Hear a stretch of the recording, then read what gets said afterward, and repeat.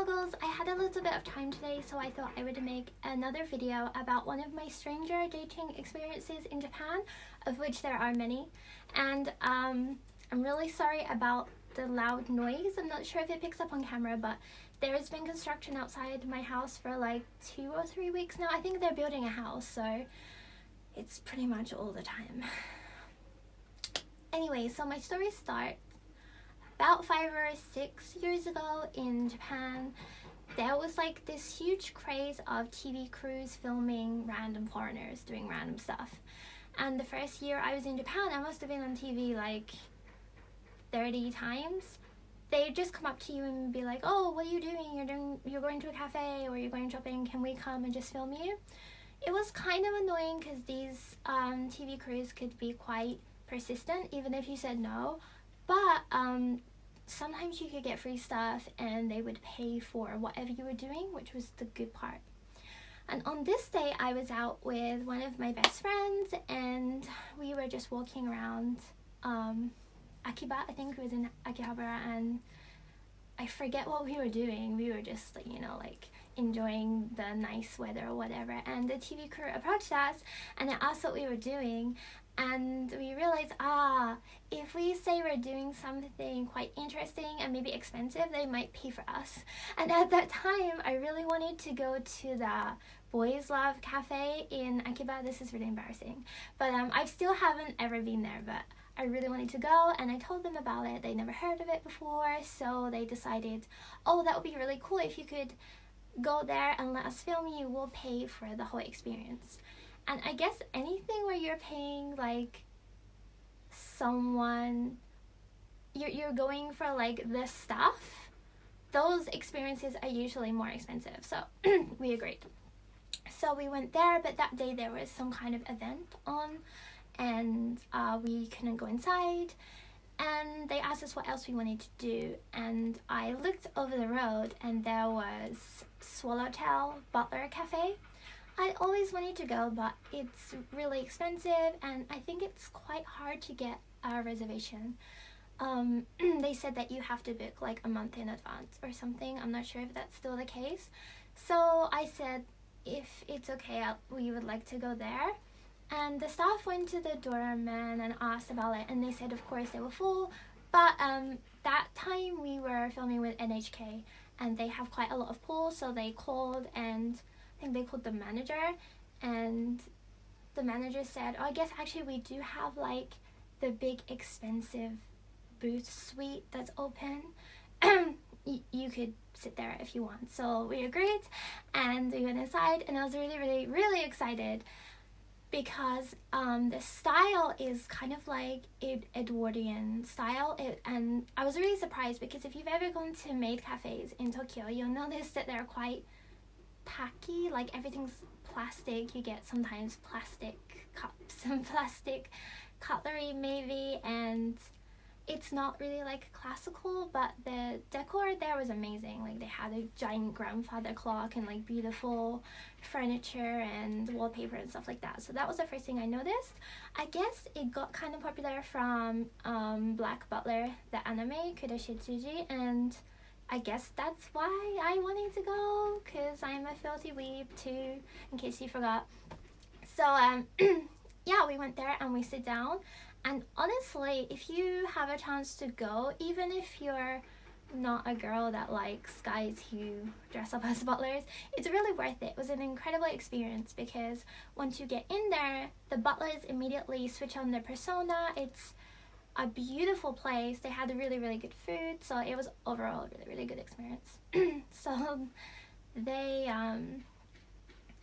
took us over to the table. They welcomed us as ohime-sama, and they were, very, very good at their job.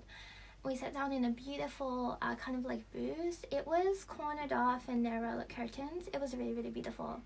And of course we ordered the princess set, the most expensive thing on the menu. I think it came with champagne.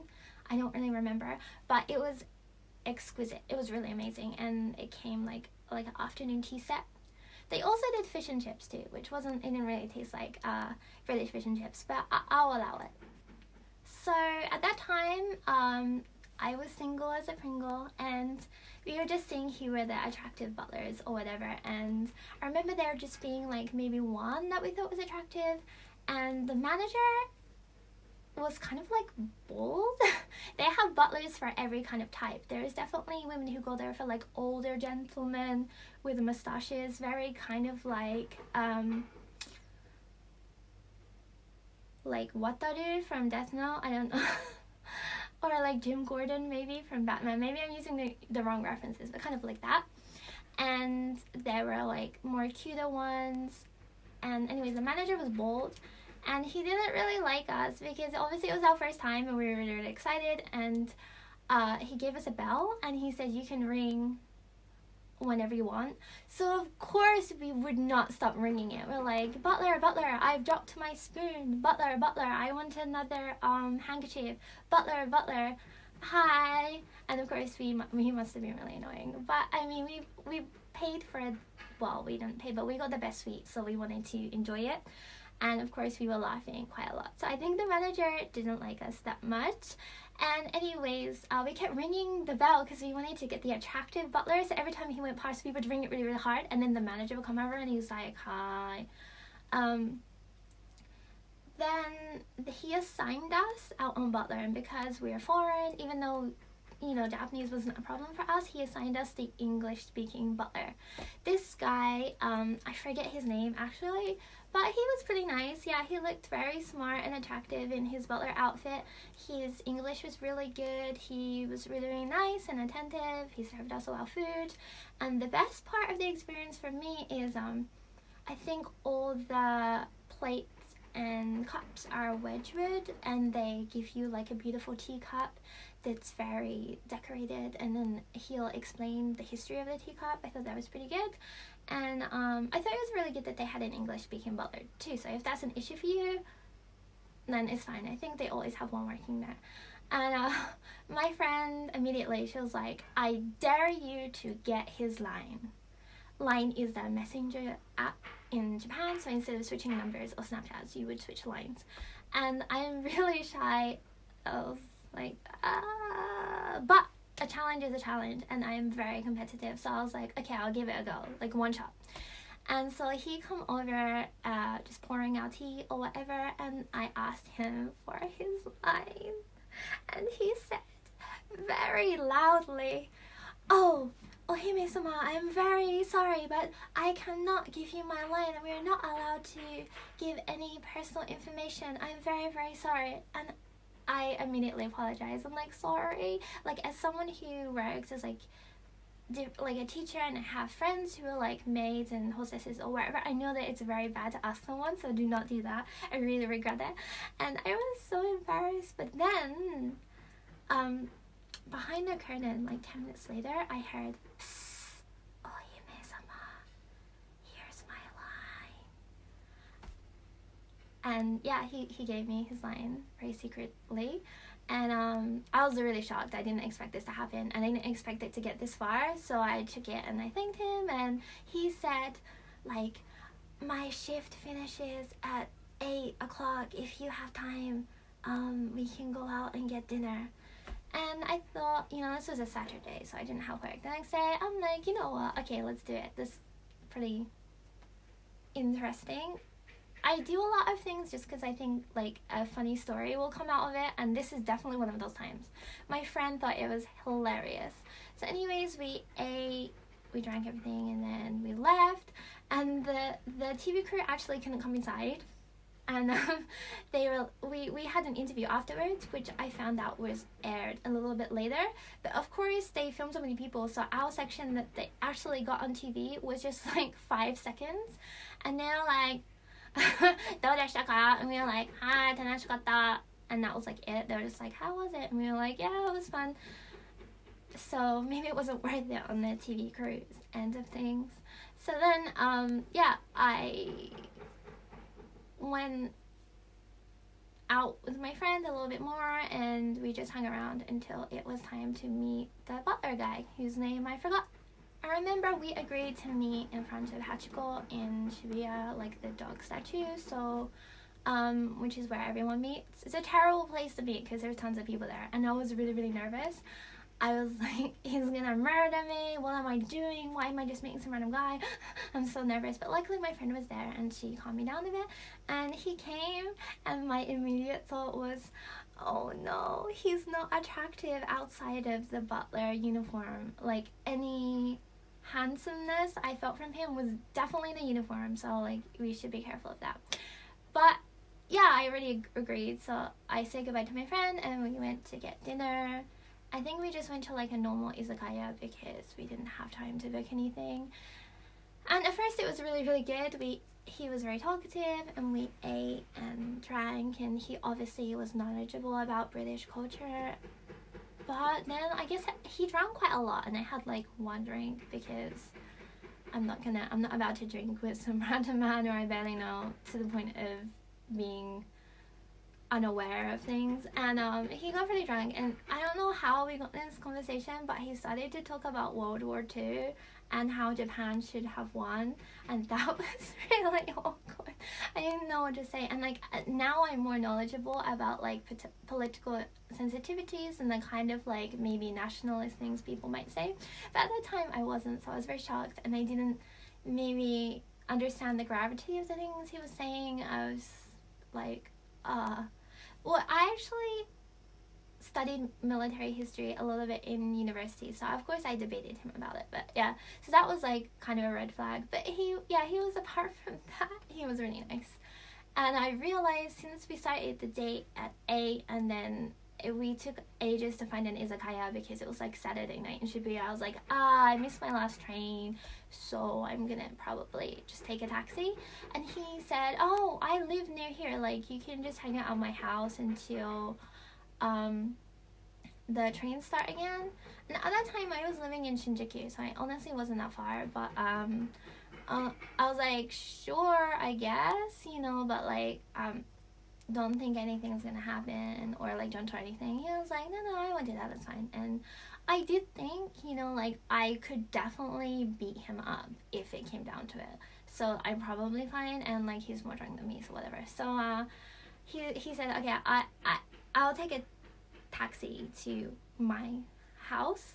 And I was already like, you said that it was closed, but like sure, whatever. So we got in a taxi, and at like halfway there, which it seemed already like a long time, he stopped the taxi driver because he didn't have enough money. And I was like, what? No, I'll pay, like it's fine, money's not like an issue for me, I'll pay for the rest of the taxi. He's like, no, princess, I cannot allow you to pay any money towards this date. And I'm like, honestly, this would help me more than it would help you. But yeah, he was like, no, he was like, don't worry, I'm gonna take you there in my other ride.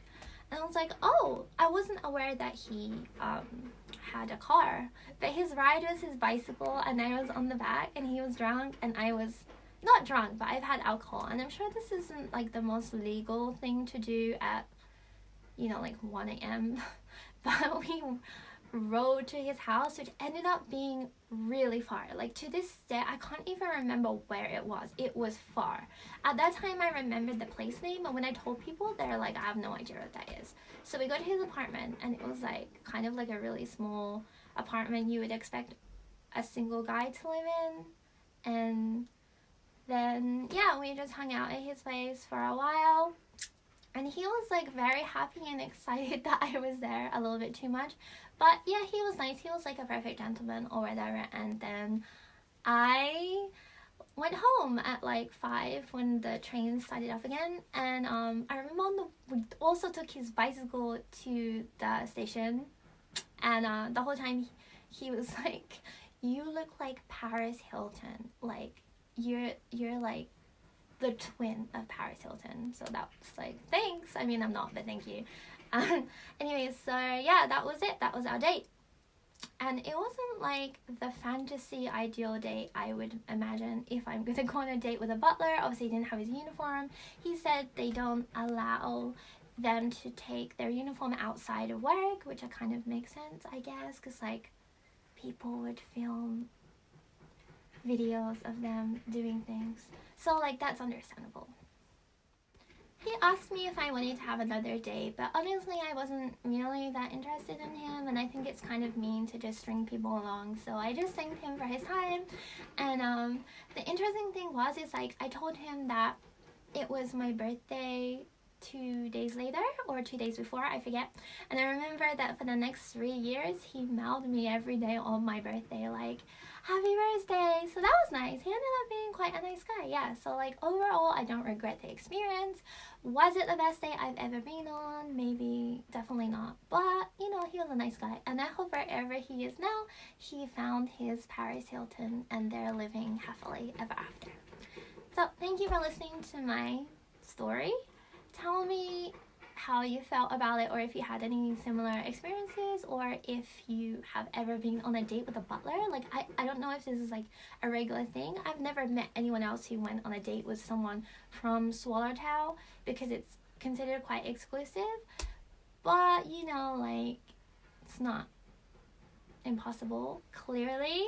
But honestly, don't do what I did. Like, don't badger people at work for their lines, because that's really not a good move, and I hate it when people do it to me, and I'll hold my hands up and say that that was a really bad thing for me to do. But anyways, thank you for listening, and please subscribe.